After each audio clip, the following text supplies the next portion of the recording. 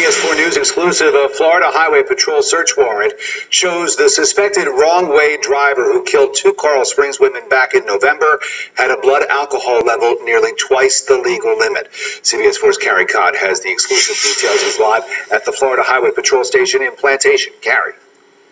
That's right, Rick. This Florida Highway Patrol search warrant filed as troopers continue to pore over the vehicle that suspected wrong-way driver Kayla Mendoza was driving the night of the crash. That vehicle is in an impound lot here behind this FHP station.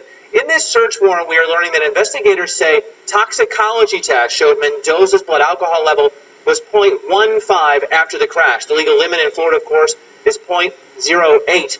The search warrant also says that toxicology results showed the presence of marijuana in Mendoza's system. Suspected wrong-way driver Kayla Mendoza is believed to have tweeted, "Too drunk to care," just hours before the crash that killed Marissa Cotroneo and Caitlin Ferrante on the Sawgrass Expressway last November 17th. But it wasn't until CBS 4 News uncovered this FHP search warrant on Tuesday that we learned investigators confirmed Mendoza was drinking before the crash. The warrant says when Mendoza's blood was taken by hospital staff about an hour after the crash, the 20-year-old unlicensed Mendoza was nearly twice the legal drinking limit. I want her to know the pain that I am suffering. Caitlin Ferrante's mother, Christine, says even though she suspected Mendoza was drinking, the confirmation is devastating to hear. I'm very angry. Now I can actually voice my opinion and say how angry I am to the fact that she actually got behind that wheel, drunk.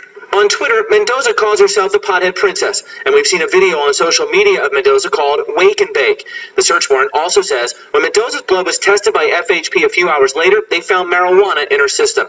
For Gary Cotroneo, it all adds up to choices Mendoza made that left he and his family without a loving daughter. It was her choice to get in the car to start it. It was her choice to drive it. It was her choice to drive without a valid license. And the choices were all hers.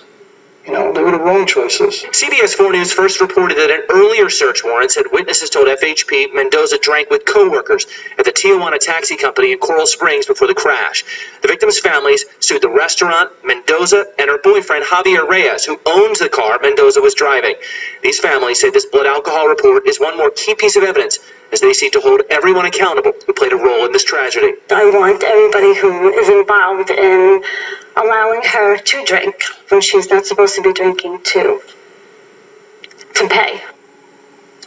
The victims' families are working together on the Marissa's Way project to try and prevent wrong-way crashes on our highways. And Christine Ferrante told me she plans to reach out to the Mothers Against Drunk Driving group to become an advocate for them. Now, sources tell us that Kayla Mendoza has been released from a physical rehabilitation facility where she was recovering from her very serious injuries.